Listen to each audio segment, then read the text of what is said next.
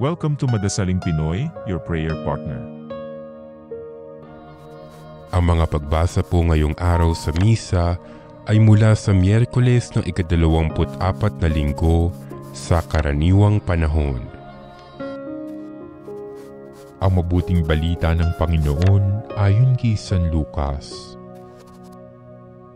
Noong panahong iyon, sinabi ng Panginoon, "Sa ano ko nga ihahambing ang mga tao ngayon?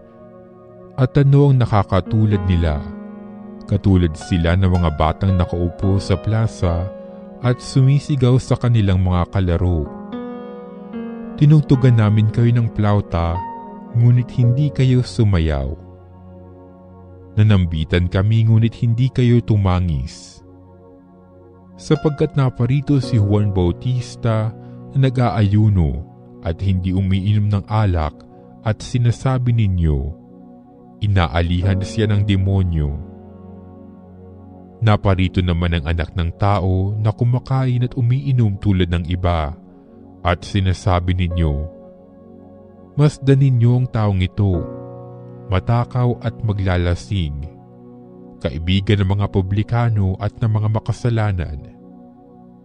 Gayunman, ang karunungan ng Diyos ay napatutunayang matuwid sa pamamagitan ng kanyang mga anak.